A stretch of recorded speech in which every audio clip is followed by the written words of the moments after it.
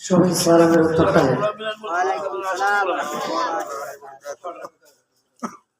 মহান আল্লাহ পাক রব্বুল আলামিনের দরবারে লাখো কোটি শুকরিয়া আদায় জ্ঞাপন করি, যে মহান আল্লাহ পাক রব্বুল আলামিন আমাকে এবং আপনাদেরকে মহব্বত করে এই জান্নাতের বাগানে আসার এবং বসার তৌফিক দান করে দিয়েছেন। সেই জন্য মালিকের দরবারে উচ্চ আওয়াজে বলি আলহামদুলিল্লাহ। আর একবার মালিকের দরবারে উচ্চ আওয়াজে বলি, যে মহান আল্লাহ পাক রব্বুল আলামিন আমাদেরকে এমন একজন নবীর উম্মত হিসেবে পাঠিয়েছেন, যেই নবীর উম্মত হওয়ার জন্য অন্য অন্য নবীরা পঞ্চত্তি মহান আল্লাহ পাক রব্বুল আলামিনের দরবারে আরজি এবং ফরিয়াদ করেছেন, এবং সেই নবীর উম্মত হিসেবে আমাদেরকে এই দুনিয়ার মধ্যে পাঠিয়েছেন না চাওয়াতে। সেই জন্য মালিকের দরবারে উচ্চ আওয়াজে বলে আলহামদুলিল্লাহ। আরেকবার মালিকের দরবারে শুকরিয়া আদায় করি, যে মালিক আমাদেরকে মহব্বত করিয়া অনেক দূর থেকে অনেক ভক্তবৃন্দরা এসেছেন এই আল্লাহর ওলির দরবারে। হযরত মাওলানা শাহ সফি সৈয়দ আব্দুল গনি শাহ উলিয়া রহমাতুল্লাহি আলাইহি এবং হযরত মাওলানা শাহ সফি সৈয়দ আবু মুসা সিদ্দিকী রহমাতুল্লাহি আলাইহি, তিনিদের ভক্তবৃন্দরা অনেক দূর থেকে এসেছেন। তারা আসার একমাত্র কারণই তারা আল্লাহকে এবং রাসূল সাল্লাল্লাহু আলাইহি সাল্লামকে রাজি এবং খুশি করার জন্য এসেছেন। সেই জন্য রাসূল আকরাম সাল্লাল্লাহু আলাইহি সাল্লাম বলেছেন, মান আনফাকা দিরহান আলা qiwa'i মাওলিদান নবী সাল্লাল্লাহু আলাইহি ওয়াসাল্লাম ওয়াসাল্লাম ফাকান্না শাহিদা আযওয়াত বদরিন আও হুসাইনিন। হযরত উসমান রাদিয়াল্লাহু তাআলা আনহু হতে বর্ণিত, তিনি বলেন, যে ব্যক্তি রাসূল আকরাম সাল্লাল্লাহু আলাইহি ওয়াসাল্লামের মহব্বতে এক দিরহাম টাকা মিলাদ এবং মাহফিলের মধ্যে দান করলো, সে যেন বদর বা হুনাইনের যুদ্ধের মধ্যে যোগদান করলো।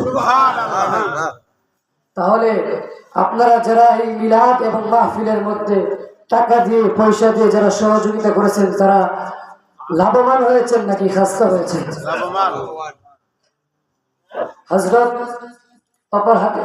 হযরত ইমাম জালালউদ্দিন সাইয়্যিদ রাহমাতুল্লাহি আলাইহি বলেন, যে ব্যক্তি মিলাদ এবং মাহফিলের মধ্যে আসে, আল্লাহ পাক রব্বুল আলামিনের পক্ষ হতে আসমান থেকে রহমতের ফেরেশতারা এসে আমাদের চারপাশে ঘুরে এবং আমাদের জন্য মওলা পাকের দরবারে ইস্তিগফার করতে থাকে।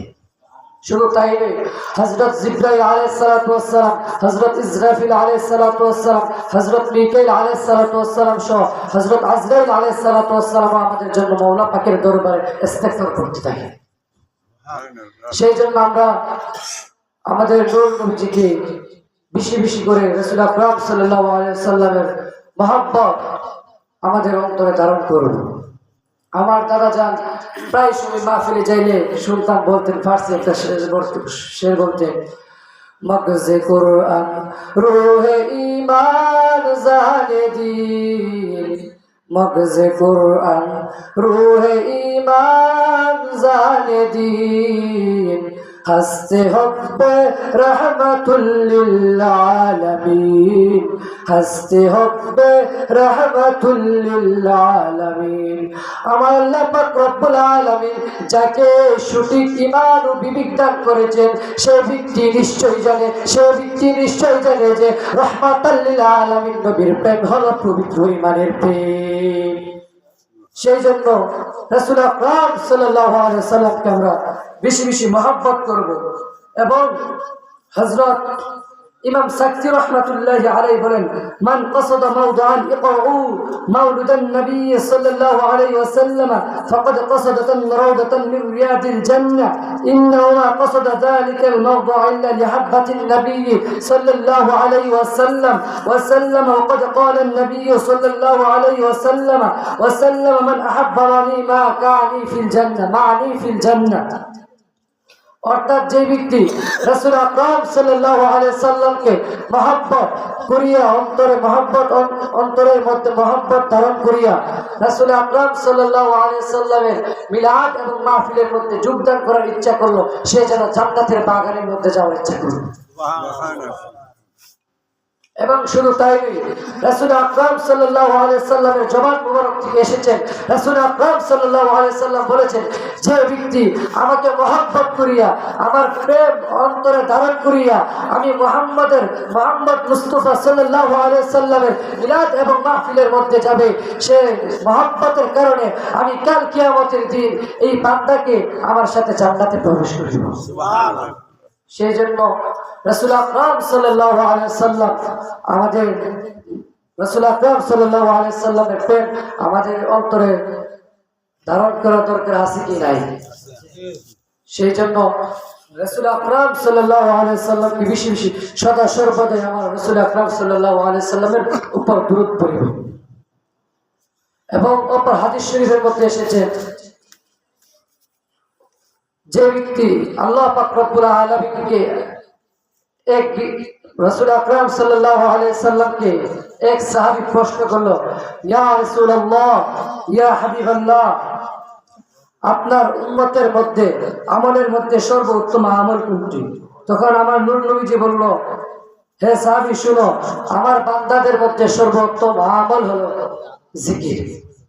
এবং রাসূল আকরাম সাল্লাল্লাহু আলাইহি সাল্লাম আমাদেরকে বলে দিয়েছেন যে আল্লাহ পাক রব্বুল আলামিনের দরবারে আল্লাহ পাক রব্বুল আলামিনের জন্য বেশি বেশি জিকির করার জন্য। এবং এক হাদিস শরীফের মধ্যে এসেছেন, আল্লাহ পাক রব্বুল আলামিন কাল কিয়ামতের দিন একটা জিকির করিলে আল্লাহ পাক রব্বুল আলামিন কাল কিয়ামতের দিন পুরস্কৃত করবেন নিজে। একবার এক মজলিসের মধ্যে রাসূল আকরাম সাল্লাল্লাহু আলাইহি সাল্লাম তার সকল সাহাবীদেরকে নিয়ে হাদিস বর্ণনা করতেছিলেন। সেই সময় এক সাহাবী উঠে মহান আল্লাহ পাক রব্বুল আলামিনের মহব্বতে কিছু চমৎকার চমৎকার বাক্য বলেছিলেন। আল্লাহ পাক রব্বুল আলামিনের এই চমৎকার বাক্যগুলো শুনে মহান আল্লাহ পাক রব্বুল আলামিন এই বান্দার প্রতি সন্তুষ্ট এবং খুশি হয়েছেন। সেই জন্য মহান আল্লাহ পাক রব্বুল আলামিনের দরবারে আমরা বেশি বেশি দরুদ ও সালাম পাঠ, বেশি বেশি জিকির করিব। এবং শুধু তাই নয়, জিকির করলে দিল বল জিন্দা হবে। জিকিরুল্লাহ, ইয়া আইয়ুহাল্লাযীনা আমানু যিকুরুল্লাহ যিকরান কাসীরা ওয়াসাব্বিহুহু বুকরাতাও ওয়া আসীলা। জিকির করার নির্দেশ কে দিয়েছে? স্বয়ং আল্লাহ পাক রব্বুল আলামিন আমাকে এবং আপনাকে জিকির করার নির্দেশ দিয়েছেন। সেই জন্য আল্লাহ পাক রব্বুল আলামিনের দরবারে সদা সর্বদাই জিকিরের মধ্যে আমরা জড়িত থাকিব। এখন রাত বাজে প্রায় 2:20। 2:20 বাজে।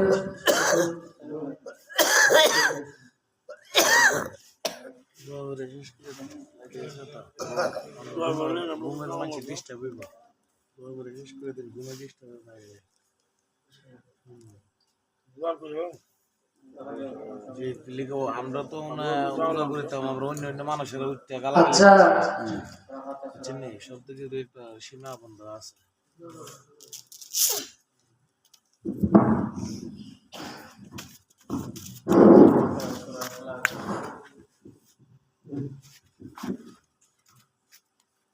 আমার ভাতিজা উনি দোয়া নেই ভরা, ঠিক আছে, আমার বলতেছে আমি মিরানটা ভরা আছে, ঠিক আছে। সরকার সম্বন্ধে রাইট অনেক হয়ে গেছে, অনেক ভক্তরা আলোচনা করছে, সরকার সম্বন্ধে পড়ালে আপনারা সুন্দর হবে। দেখেন, ইন্নাল্লাহা ওয়া মালাইকাতাহু ইউসাল্লুনা আলান নবী ইয়া আইয়ুহাল্লাযীনা আমানু সাল্লু আলাইহি ওয়া সাল্লিমু তাসলিমা। আল্লাহুম্মা সাল্লি আলা সাইয়্যিদিনা মাওলানা মুহাম্মদ ওয়া আলা আলি সাইয়্যিদিনা মাওলানা মুহাম্মদ।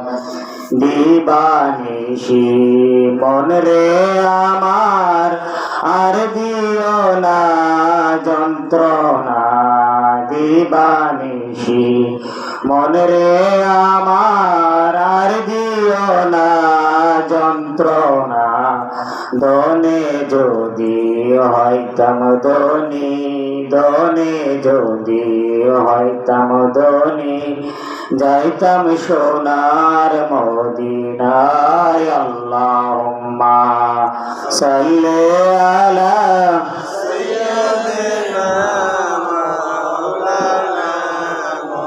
محمد وعلى آل سيدنا مولانا محمد আল্লাহ তুমি দয়া করো নসিব করো মদিনা নবীজিকে না দেখায়া নবীজিকে না দেখায়া কবর দেশ নিও নাই আল্লাহুম্মা সাল্লি আলা সাইয়্যিদিনা মাওলানা মুহাম্মদ ওয়া আলা আলি সাইয়্যিদিনা মাওলানা মুহাম্মদ দয়াল নবী মক্কা সাইরা